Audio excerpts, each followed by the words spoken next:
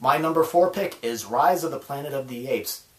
Now, when I heard that they were making a prequel or reboot of Planet of the Apes, my eyes kind of rolled a little bit because maybe the last, I don't know, 5 years, there's been a lot of sequels, reboots, and prequels, and, I felt like that was just a cash-in. But Rise, to me, ended up being a very smart, challenging movie, and the ape Caesar,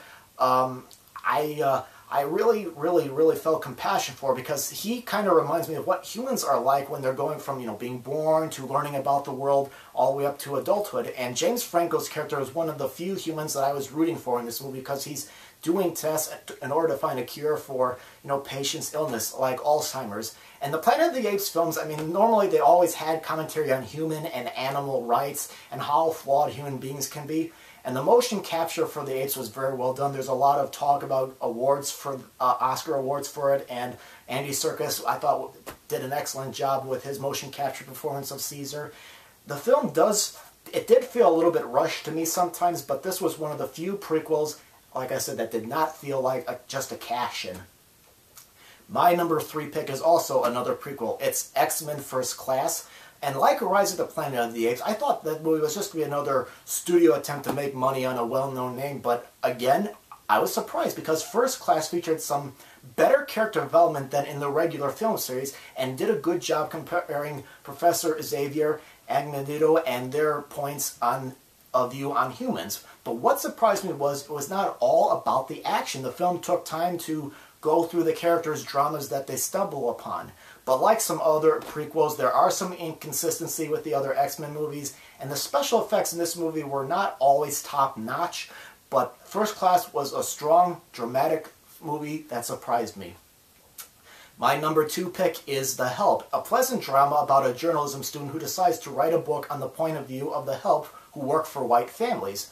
The characters in the movie had very various personalities. For example, look at 2 of the main characters. One is quiet, and she isn't really sure she wants to share her experience, while another one is more sarcastic and doesn't mind sharing what she really thinks. I felt that when I was watching this movie, I felt like a visitor walking around, listening on all the different characters and their daily drama in their lives during the time period. The dialogue was one of the best parts of the film, and the photography was crisp, and it made me feel like I was there. The film had moments where it did not always beat the audience over the head with details. Oftentimes we were left to figure out what was implied and ended up thinking a bit. So I enjoyed the movie very much, and I thought it was a very strong drama and some very strong characters. Alright, now for my number 1 pick of the best movie of 2011. For me, my pick is Midnight in Paris, where Owen Wilson plays a man who wonders what life must have been like in Paris in the 1920s and whether it was better back then than it is now. Woody Allen directed this film, and he does his usual trademark at the beginning, showing the locale of Paris like a documentary, just so that we, the viewers, kind of have a feel for the city. And as somebody with an interest in the past, I felt a sense of nostalgia and often dreamed of being able to live in a different time period myself, so it really spoke to me. I think this is among the best acting I've seen from Wilson and Rachel McAdams, although sometimes I think Owen Wilson maybe was trying a little bit too hard to assimilate Woody Allen's personality, but I had a lot of fun with the movie. I laughed a lot.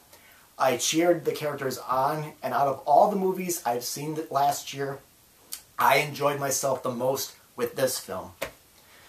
Alright, so that's my list of the best films of 2011, so I'll give you a quick recap. Number 10 was The Descendants.